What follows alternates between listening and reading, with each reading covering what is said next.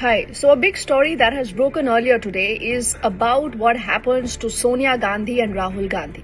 And for the very first time, you have both of them along with Sam Pitroda of the Congress who've actually been named in a charge sheet that has been filed as far as the National Herald case is concerned.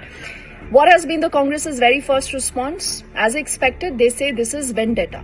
And once again, you have the quote-unquote the agencies of Narendra Modi that are out to get the Congress party. Now, the Enforcement Directorate has filed this charge sheet against all of them. And like I said, you have Jairam Ramesh, who's taken to the social media, and he's accused both Prime Minister Modi and the Home Minister Amit Shah of using government agencies to intimidate opposition leaders. But that is just not the only story. All this has happened on the same day that you have Robert Vadra, who the BJP has famously called quote-unquote Damadji, who, because of the Skylight Hospitality case again, because of a land that was purchased in the year 2008, is called for questioning. And as that questioning was underway, that has now concluded, but Robert Vadra is expected to appear before the agency again tomorrow.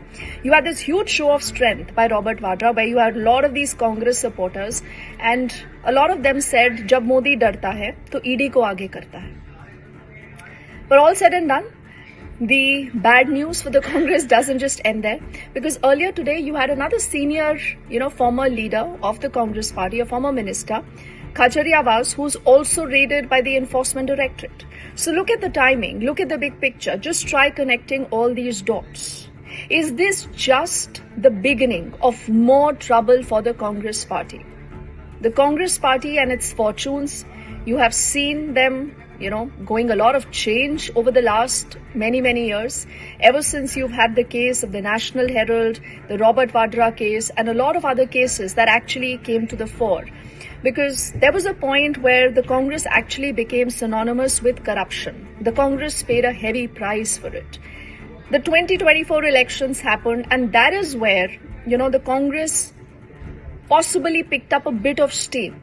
Though again, today, we do know that the Congress has lost a lot of that steam. It has lost a lot of that momentum. But still, if you compare it to the other India alliance partners, you see the Congress is still the big brother. You have critical elections later in the year in Bihar. The next year, you have big elections in Assam. You have the elections also in Tamil Nadu, elections also in Bengal, where the Congress is a marginal player in some states and a significant player in the other states. But all said and done, the political timing is important. Just about yesterday, you also had the Prime Minister literally calling out the Congress for its appeasement, where he challenged them on Waqf. You've seen the Congress vociferously taking a stand on a number of issues. Sometimes you see the Congress reluctant, sometimes you see it taking a position. But in spite of all that, what is about this quote-unquote corruption saga that continuously sticks to the Congress party? And is this just the beginning of more trouble for Sonia Gandhi, for Rahul Gandhi? What happens next? They are named in the charge sheet.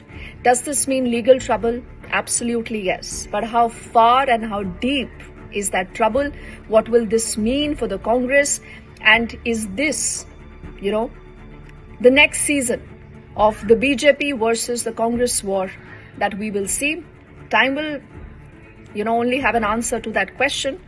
But for the moment, I'm just leaving you with that thought, because in politics, nothing happens without a timing. So the timing is critical. Keep connecting the dots as we'll continue to decode the day's important stories for you here on NDTV.